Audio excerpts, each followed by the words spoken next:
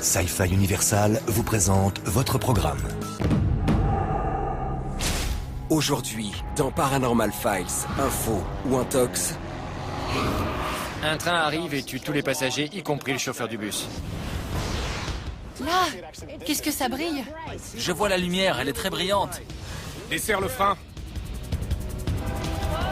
C'est pas vrai! On éteint tout. C'est quoi ce que je vois là? Ça alors? Une soucoupe volante. Il y a des lumières.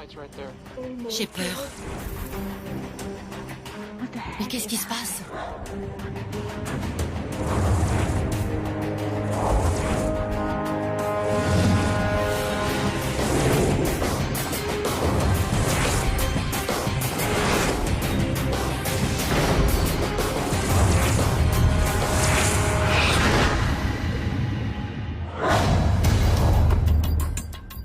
Salut tout le monde. Comment ça va? Ça roule? Ouais? Vous êtes prêts? Ouais. Et toi? Je suis tout excité à l'idée de découvrir de nouveaux cas.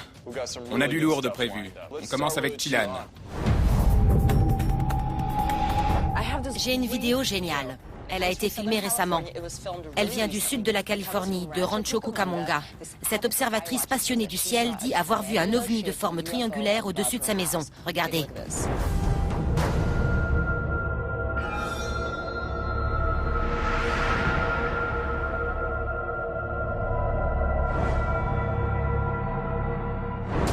Les ovnis triangulaires sont bizarres. À la fin des années 40, on a commencé à en voir aux abords des bases militaires. Du coup, on a pensé qu'il s'agissait d'engins de l'armée. Mais dans les années 70, on a commencé à en apercevoir dans les quartiers résidentiels. J'ai fait éclaircir la vidéo pour qu'on y voit un peu plus. Regardez ce que ça donne.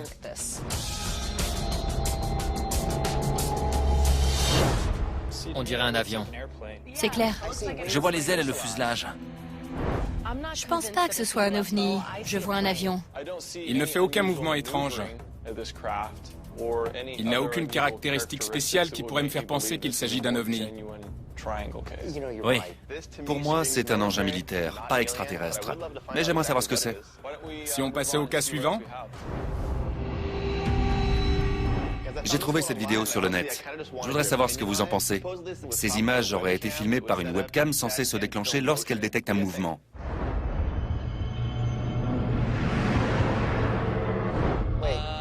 Sans rire. Ce qui me frappe, c'est que cette forme est très bien définie. D'habitude, les fantômes ont ce côté flou et imprécis. Là, les traits sont très nets. C'est une image de synthèse. On a superposé cette image créée par ordinateur sur l'arrière-plan. On voit même que la résolution du fantôme, si on peut dire, n'est pas la même que celle des autres images. Il ne faut pas bien longtemps pour comprendre qu'il s'agit d'un faux. C'était marrant, mais passons à autre chose. À toi, Bill. Vous avez entendu parler de la lumière de Paulding dans le Michigan? Depuis 40 ans, des milliers de personnes s'aventurent sur cette route dans les bois pour voir cette lumière qui est toujours au rendez-vous. Elle est très mystérieuse. Elle change d'intensité et de couleur. On va regarder les images. Vous verrez la lumière apparaître à l'horizon.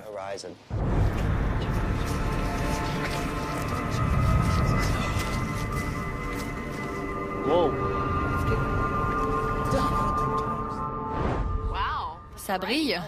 Oui, mais ensuite elle s'affaiblit et change. Elle apparaît depuis des dizaines d'années. Vraiment? Oui.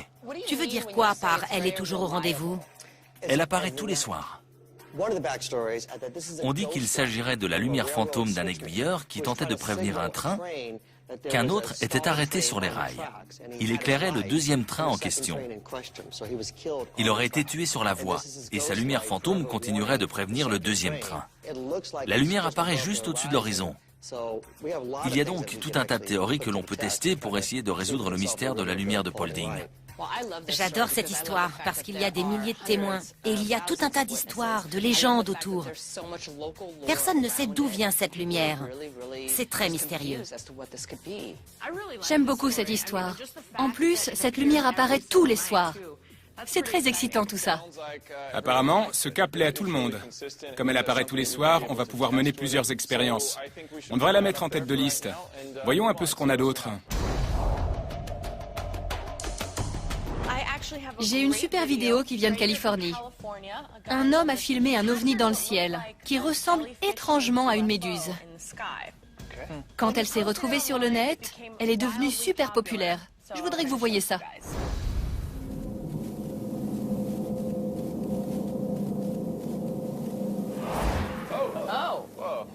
Il a disparu?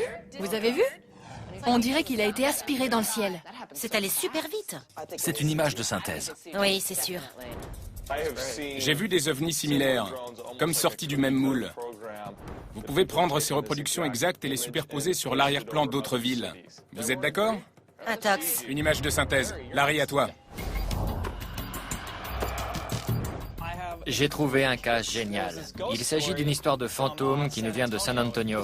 Voilà l'histoire. Des enfants sont dans un bus, le bus cale sur des rails, un train arrive et tue tous les passagers, y compris le chauffeur du bus. Quelle horreur! Oh non. Oui, c'est dur. Eh ben, L'histoire dit que maintenant, chaque fois qu'une voiture s'arrête devant les rails, ses enfants la poussent dans la montée et la font passer de l'autre côté de la voie ferrée pour que ça n'arrive plus jamais. Je suis tombé sur ces images. J'ai grandi au Texas et j'avais entendu parler de cette légende. Regardez. On s'arrête environ à 6 mètres des rails. Je mets le frein à main. Je me mets au point mort et j'éteins le moteur. Maintenant, je vais desserrer le frein à main et on va voir ce que ça donne. Presque immédiatement, on se met à bouger. On remonte la côte pour passer les rails. Et on va de plus en plus vite. C'est une montée? Oui. On passe les rails et nous voilà de l'autre côté.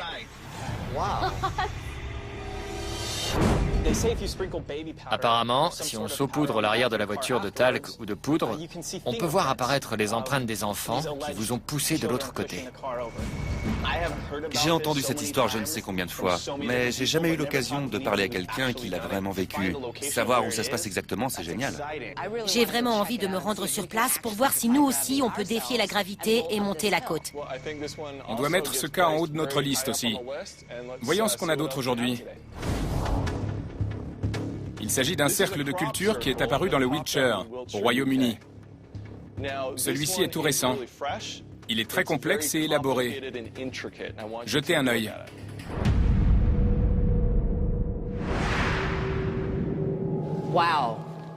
C'est fou! Les cercles de culture, quelle que soit leur complexité, peuvent être créés par la main de l'homme. Ce sont ceux dont l'origine est mystérieuse qui sont vraiment intéressants. Et on ne peut pas savoir en les observant de loin. Il faut aller au cœur du cercle. Parlons un peu de comment ces cercles apparaissent. J'ai une vidéo pour vous.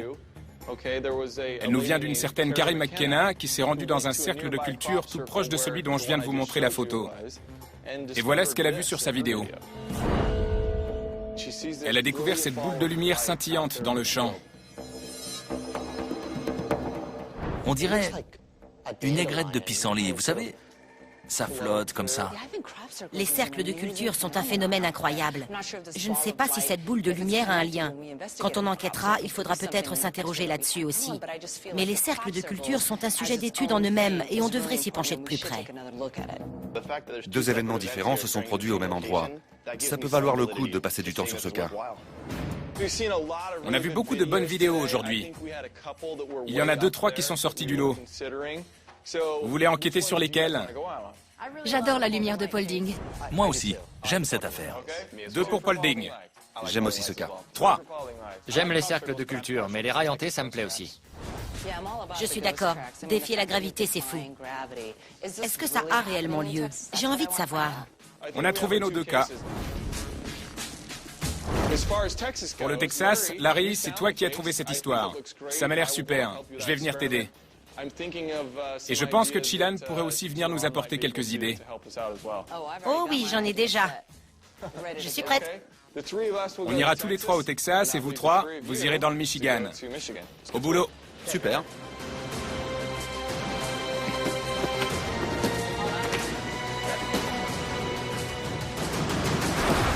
À suivre dans Paranormal Files, info ou intox. Regardez, Là, qu'est-ce que ça brille? Je vois la lumière, elle est très brillante. Bill, On est sur place et on ne voit rien du tout. Il n'y a aucune lumière. Desserre le frein.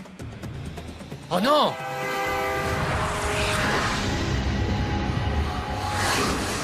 Vous avez entendu parler de la lumière de Paulding dans le Michigan? Ça brille. Il y a une voie ferrée à San Antonio, au Texas. On met sa voiture au point mort et les fantômes de ses enfants vous font monter la côte pour vous mettre en sécurité de l'autre côté de la voie. On a trouvé nos 2 cas. Au boulot.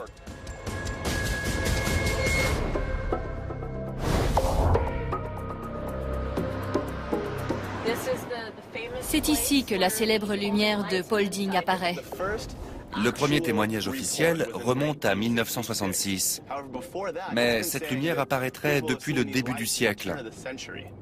Nous avons rendez-vous avec Ted et Michelle Strong, qui habitent ici. Ils vont nous donner leur point de vue sur cette histoire. Ils sont propriétaires d'un restaurant et d'une boutique de souvenirs.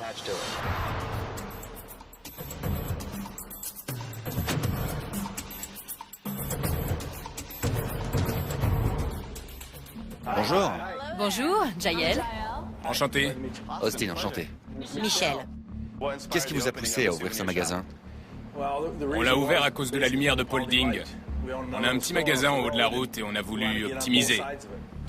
Il y a beaucoup de touristes qui viennent voir la lumière. En général, les gens s'arrêtent ici pour nous demander comment y aller. Et après, ils nous posent des questions sur la nature et l'origine de cette lumière. Alors c'est quoi? Elle vient d'où? Une légende raconte qu'il existait une voie ferrée et qu'un aiguilleur aurait été tué. Il continuerait d'errer, sa lanterne à la main. Ça, c'est pour la légende. Mais la cause réelle, personne ne sait. Vous pouvez nous emmener au poste d'observation? Avec plaisir. Génial. On se retrouve sur le parking et on y va. On vient des 4 coins des États-Unis pour voir cette incroyable lumière. Il existe de nombreuses théories sur son origine, mais personne n'a jamais résolu ce mystère. Nos témoins, Ted et Michel, pensent qu'il s'agit d'un phénomène inexplicable. Ils ignorent s'il y a vraiment un lien avec les histoires de fantômes qui font partie du folklore local. Il pourrait aussi s'agir d'un phénomène paranormal ou bien d'un phénomène naturel que la science n'a pas encore réussi à expliquer.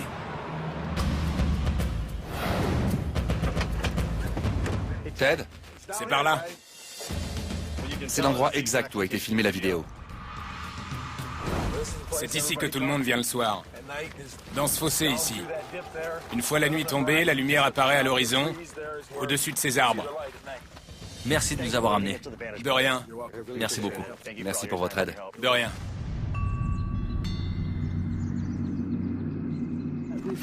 Une foule commence à s'amasser derrière nous. On pourrait aller leur poser quelques questions, leur demander ce qu'ils ont déjà vu. Bonne idée. Ça va? Oui, Vous avez déjà vu la lumière? oui, c'était une belle et grosse lumière qui brillait à travers le brouillard. Le temps qu'on se rapproche, elle avait disparu. Une des théories parle d'un aiguilleur qui aurait été tué. Il y avait une voie ferrée à l'époque. Oui, Vous en pensez quoi? c'est ce qu'on a entendu dire aussi. Ça y ressemble en tout cas. Combien de fois avez-vous vu la lumière? Entre 25 et 30 fois. Il y a beaucoup de petits aéroports dans le coin. Ça pourrait être un petit avion ou le reflet d'une tour. Ok. Merci pour votre aide. On va commencer notre enquête. Nous avons pris 2 moniteurs reliés à 2 caméras que nous allons installer à 2 points d'observation différents. Elles seront dirigées vers le lieu d'apparition de la lumière. On va en mettre une ici sur la colline et une autre ici sur la route. Quand la lumière apparaîtra, on aura 2 angles d'observation différents. J'ai installé la caméra sur la colline. Elle est sur la lumière? Bien reçu. Dirige-la un peu plus sur la route. Ok, je rentre à la base. Des gens ont marché pendant des kilomètres et des kilomètres dans les bois à la recherche de cette lumière. Nous irons aussi loin que nécessaire pour essayer de la trouver.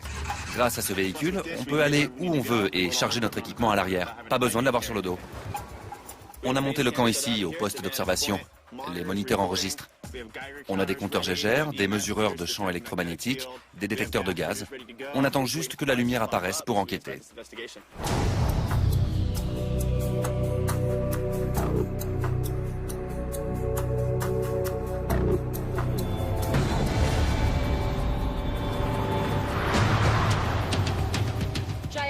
Bill et Austin, revenez au camp de base. La lumière de Paulding est là. Regardez, la voilà. C'est quoi ça? Je la vois, là. Qu'est-ce que ça brille? Comme on nous avait dit. Elle apparaît chaque soir. La voilà. Elle grossit et rapetisse. Elle devient plus grosse, puis plus petite. Elle évolue sans arrêt. Faut qu'on y aille.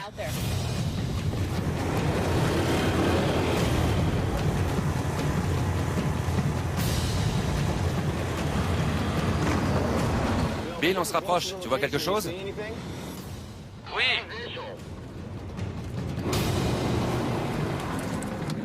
On est sur les lieux, en haut de la colline où la lumière de Paulding a été vue. Actuellement, on ne voit aucune lumière. Tu vois quelque chose, toi? Oui, je vois la lumière. Elle est très brillante. Incroyable. On ne voit rien ici. On est juste à côté. Bill, on est sur place et on ne voit rien du tout. Il n'y a aucune lumière. On devrait essayer de voir si une anomalie peut expliquer cette lumière.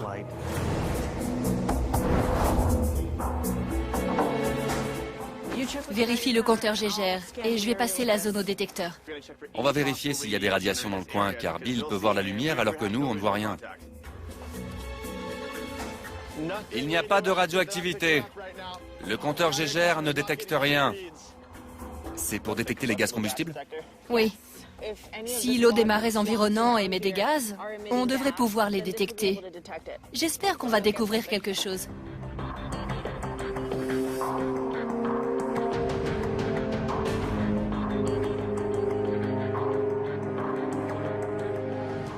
Rien ne bouge. C'est constant, le niveau est très bas. Si des gaz étaient à l'origine de la lumière de Paulding, il faudrait qu'ils soient là depuis longtemps. On est entouré de végétation, d'arbres. Je ne vois aucune trace de brûlé dans le coin. Je détecte clairement les différences de température. On voit bien la route. Voilà le fossé. On remonte jusqu'au point où la lumière apparaît. Et là, rien. La caméra thermique ne détecte pas la lumière de Paulding.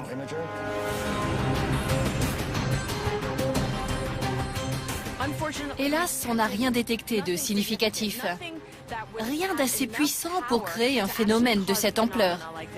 Je pense pas qu'on trouvera quelque chose ici. On rentre à la base, on remballe. À tout de suite.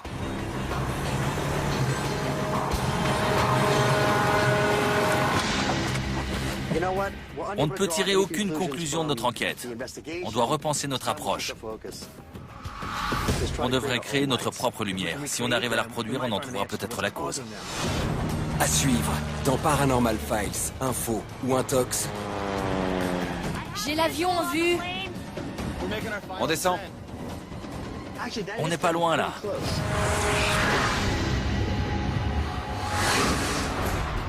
Je vois la lumière. Elle est très brillante. Bill, on est sur place et on ne voit rien du tout. Conclusion, il ne s'agit pas d'un phénomène naturel. On va maintenant tester si c'est l'homme qui est derrière tout ça. On va créer notre propre lumière.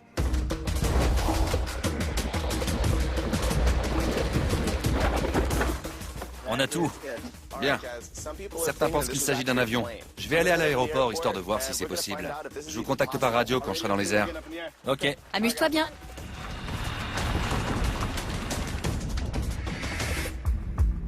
Bill, Ouais, comment allez-vous? Ravi de vous rencontrer. moi aussi. On va s'envoler directement vers là où on a vu la lumière de Paulding. Ça, c'est une torche avec un grand T, l'équivalent de 25 millions de bougies. Je pense qu'avec ça, les autres devraient nous voir. Elle est énorme. On devrait l'appeler la lumière de Paulding. Ça marche. Ok, c'est parti.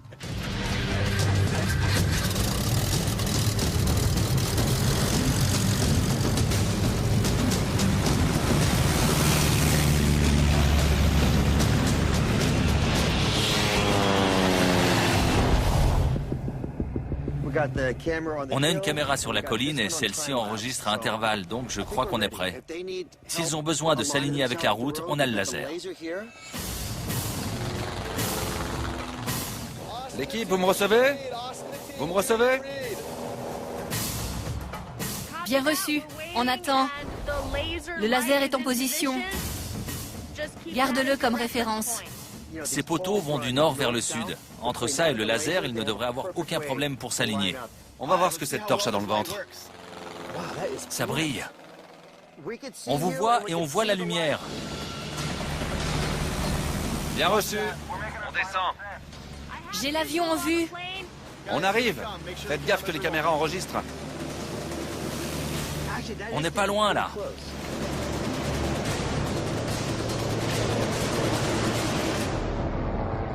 Ils sont encore trop hauts. Beaucoup trop.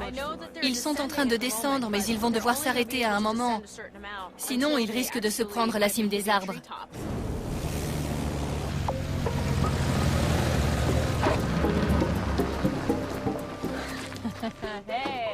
Alors? T'es pas arrivé au bon niveau, celui où apparaît la lumière. L'avion n'est pas descendu assez bas. On était en dessous de 150 mètres. On ne peut pas voler plus bas que ça. Et puis, comme il fait nuit, on manque de visibilité. On n'a vu le laser qu'une fois le nez dessus. Conclusion, ce n'est pas un avion. L'avion bougeait, faisait du bruit. Ce n'était pas convaincant. On n'a pas réussi à reproduire la vidéo de la lumière de Paulding. Il est temps de voir si la théorie la plus populaire est la bonne. Autrement dit, les phares de voiture. Si ce sont des phares que voient les gens, alors c'est de cette route qu'ils viennent. Si on arrive à faire en sorte que la lumière de ces phares ressemble à la lumière de Paulding, alors on aura prouvé que toute cette histoire, c'est de l'intox. Si des phares sont responsables, ils viennent forcément d'ici. C'est la seule route sur des kilomètres. On devrait appeler la police pour qu'ils bloquent la route sur 2 kilomètres dans ce sens et sur 2 kilomètres dans l'autre. On pourrait faire des allers-retours tranquilles comme ça.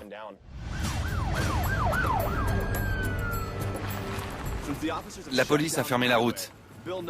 Bill sait que nous serons la seule voiture à rouler. S'il voit quelque chose, ce sera forcément nous. Avec Austin, on aide les policiers à se mettre en place. On va faire des allers-retours sur la route. Tu nous diras si tu nous vois. Bien reçu, j'attends.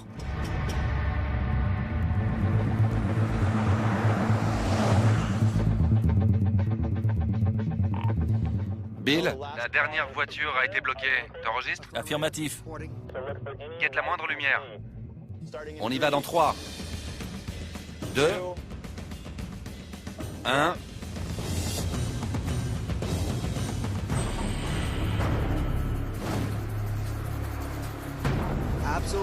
Je vois rien du tout. Il n'y a aucune lumière.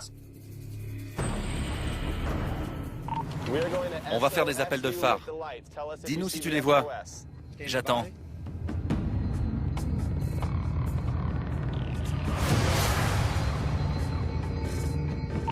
Négatif. Je suis perplexe. Je pensais vraiment qu'on avait trouvé la solution. Je ne sais plus quoi penser. J'étais sûr que c'était des phares aussi. Bill, on va essayer les feux de détresse. Dis-nous si tu vois une différence. J'attends.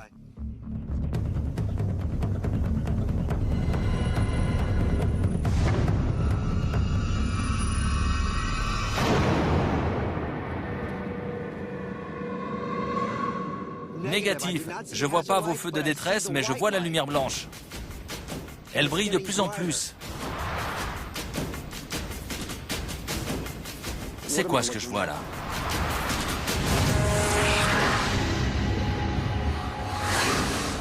Je vois la lumière et elle brille. Avec Austin, on a fait des allers-retours sur la route 45. On a orienté nos phares dans tous les sens. On a tout essayé.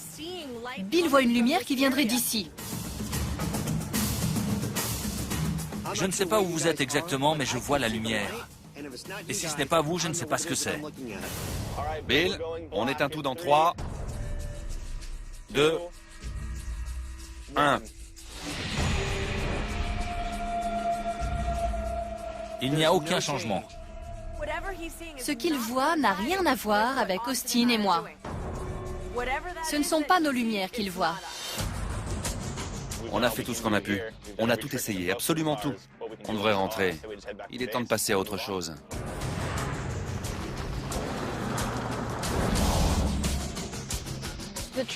En fait, aucune de nos expériences n'a marché. Apparemment, ce n'est pas une anomalie naturelle. Je ne dis pas qu'on devrait totalement mettre de côté la possibilité d'une explication rationnelle, mais nos expériences n'ont rien donné. Du coup, je m'interroge. Les histoires de fantômes associées à la lumière de Paulding sont devenues des légendes locales. Il faut peut-être creuser. On devrait essayer d'enregistrer un phénomène de voix électronique. Bien. On devrait se séparer pour voir ce qu'on peut obtenir chacun de notre côté.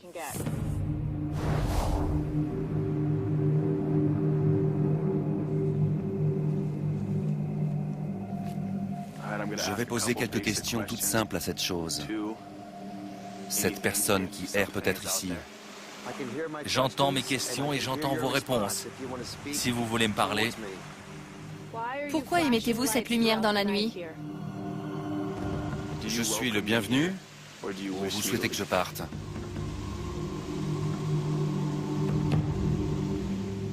vous voulez nous prévenir de quelque chose? Nous apprendre quelque chose?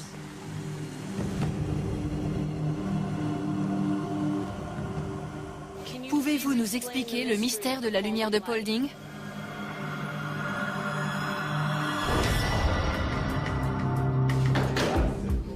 Comment ça s'est passé au Texas? D'enfer.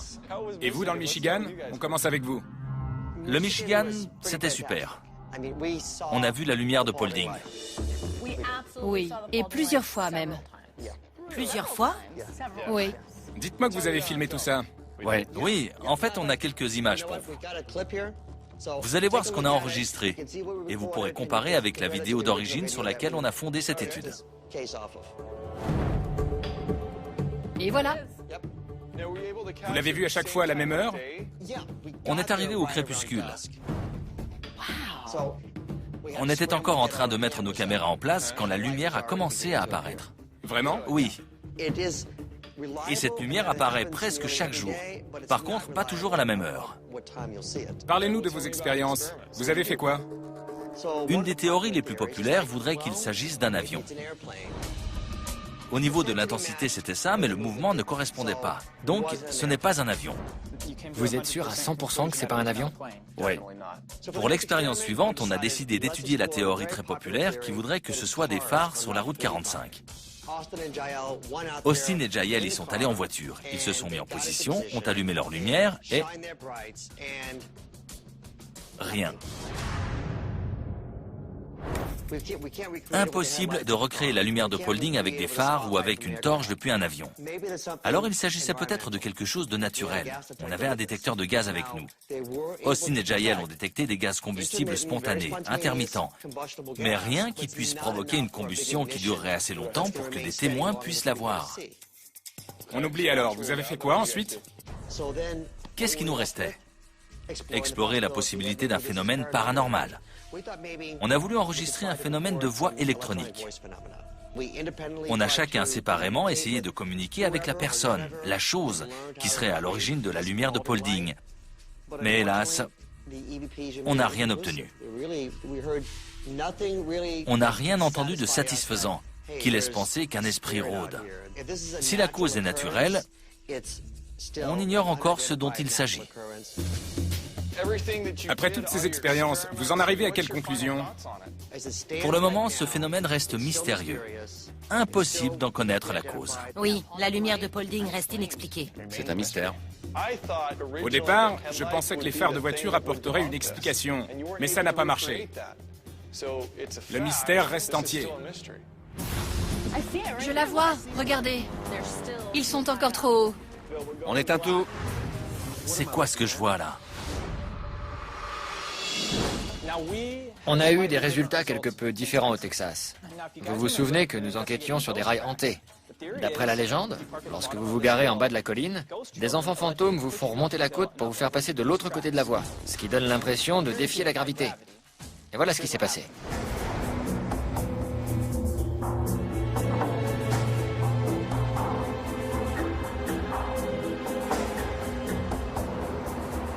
À quelle heure est-ce que notre témoin Capone doit nous rencontrer? Il devrait arriver d'un instant à l'autre.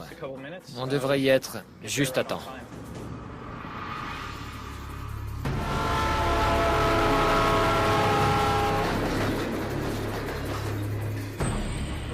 Ce qui me frappe d'entrée, c'est qu'on a vraiment l'impression d'être au pied d'une côte.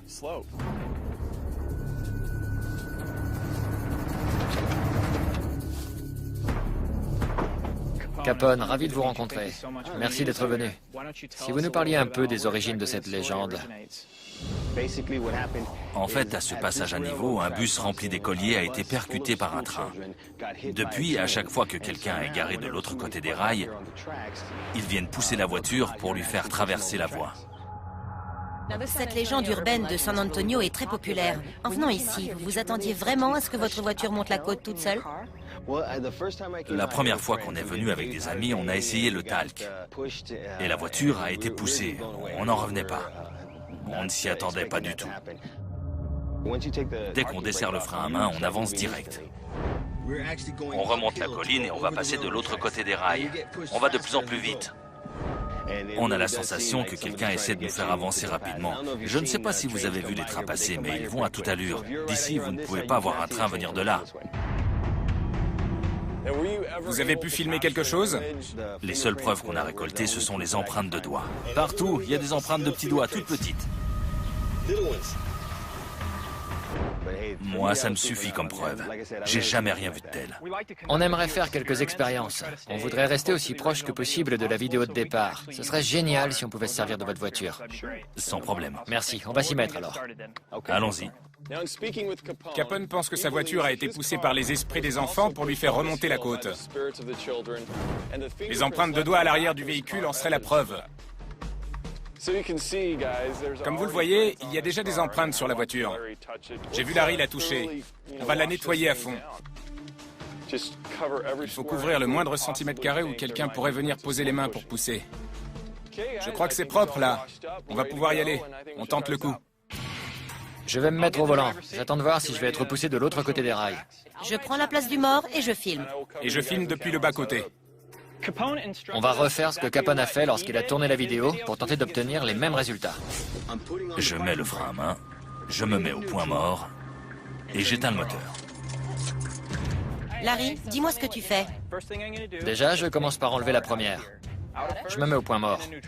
Ensuite, je vais enlever les clés pour être sûr que le moteur soit éteint. Je lève le pied de l'embrayage. Ok Larry, la caméra est prête? On est bon? Ouais. Bien, à 3, 2, 1, desserre le frein.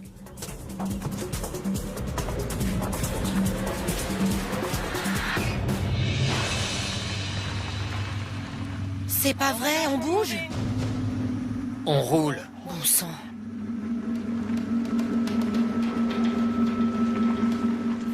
Je vois une côte devant moi et pourtant j'avance. Vous avancez, vous accélérez? En fait, on va vite. C'est fou ça.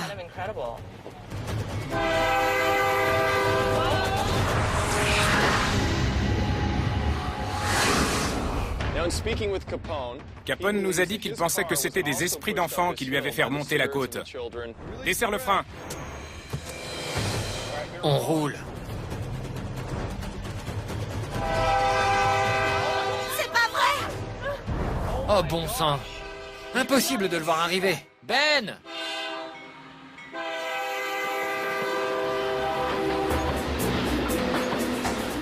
C'est pas passé loin. Quand on est là, impossible de voir quelque chose derrière cet arbre dans le virage. Le train arrivait à toute vitesse.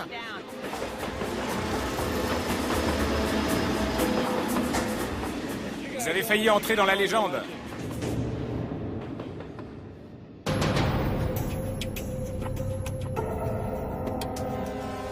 Ok, on y va dans 3, 2, 1. Desserre le frein.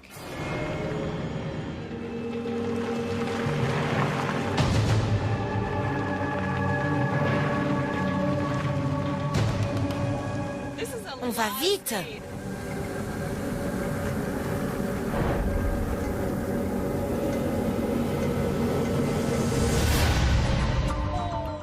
Y a pas de train, hein? On est au point mort là. On fait rien.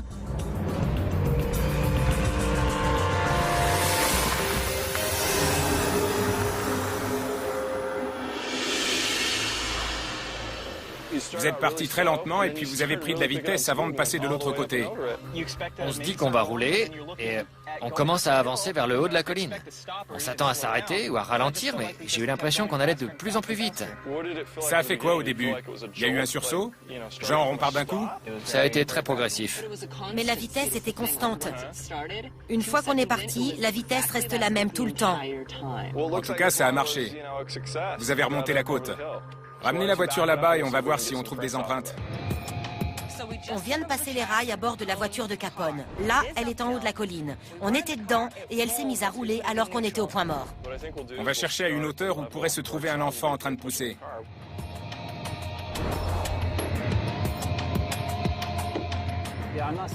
Je ne vois rien qui ressemble à une empreinte de doigt ou de main.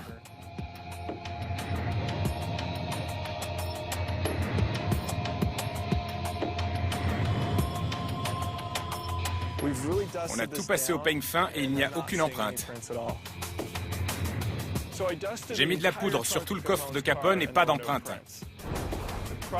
Il devait y avoir des empreintes sur la voiture avant qu'il tente l'expérience. La plupart des témoignages parlent de voitures petites ou de taille moyenne remontant la côte pour passer de l'autre côté des rails. Je me demande si la taille et le poids entrent en compte. La légende parle d'un accident de bus scolaire sur cette voie. Est-ce que ces enfants qui poussent ces petites voitures seront de taille à pousser notre bus scolaire?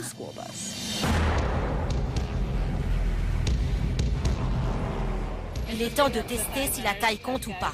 Je pense que ça va marcher. On va nettoyer l'arrière et c'est parti. Ça roule.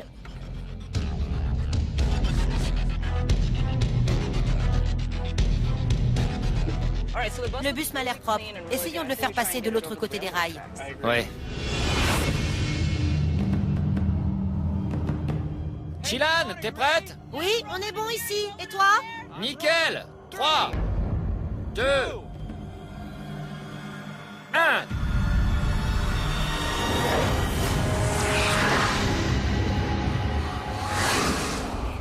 Qu'est-ce que ça donnerait avec un très gros véhicule comme un bus scolaire?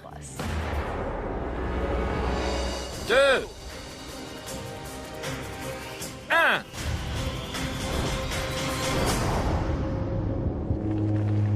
Bon, il roule. C'est pas vrai. On accélère là. Tu crois que les enfants nous poussent? Je sais pas. La vitesse est constante. On remonte la côte et on passe les rails. C'est fou. J'y crois pas.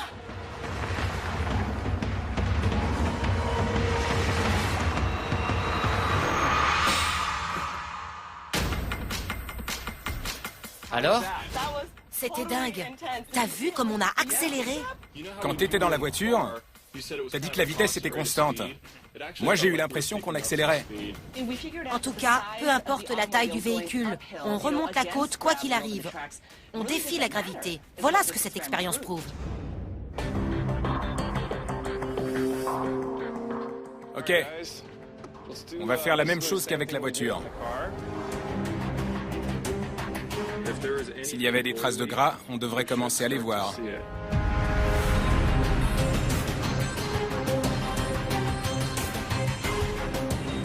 Voyons cette poignée.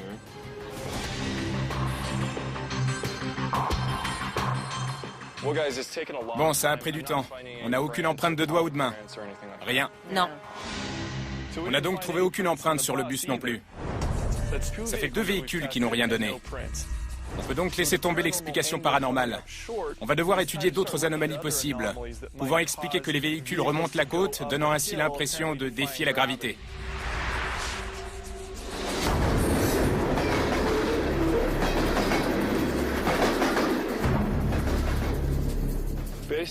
Grâce à cette chose, on va obtenir un modèle en 3D des lignes de force magnétique. Le champ magnétique de la Terre est marqué. Cet aimant est suspendu. Le rouge indique le nord. Il tombe vers le bas. Si jamais ça change de direction, dis-le-moi. Si ce n'est pas une force paranormale qui nous pousse, Une théorie veut que quelque chose nous tire. C'est pour ça qu'on a pris un mesureur de champ électromagnétique. Là, on a déjà 20 milligauss.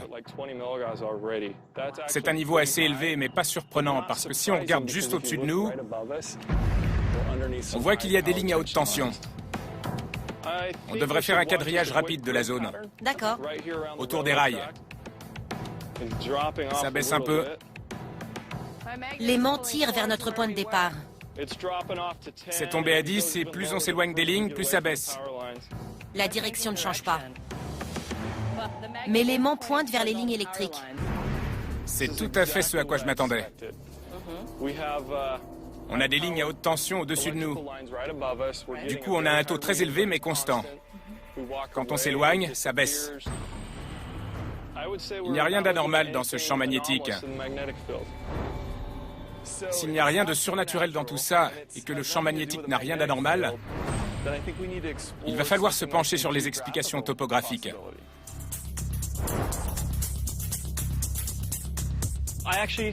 Je bossais avec un ingénieur civil avant.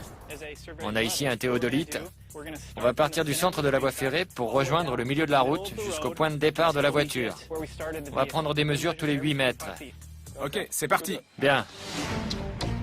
Pose le premier cône.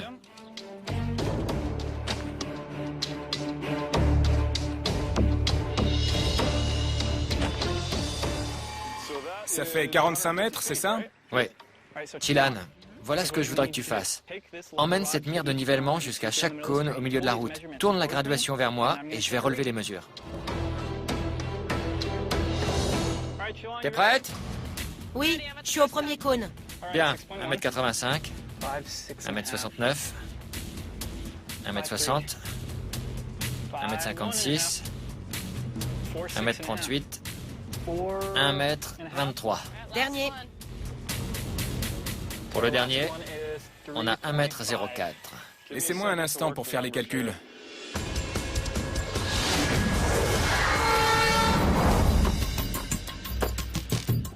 Après nos 3 expériences, on a décidé de faire un relevé topographique.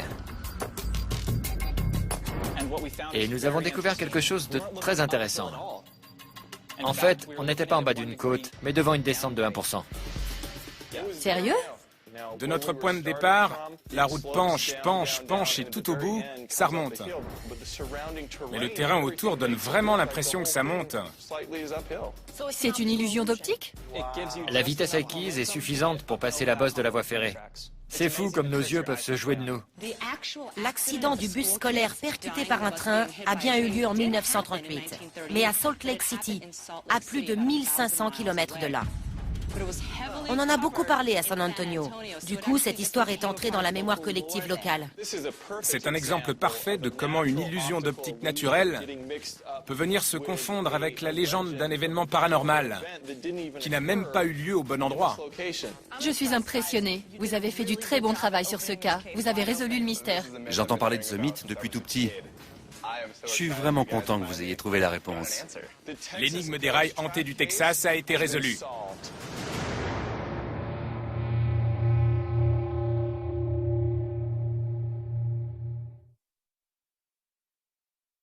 Ce programme vous a été présenté par Sci-Fi Universal.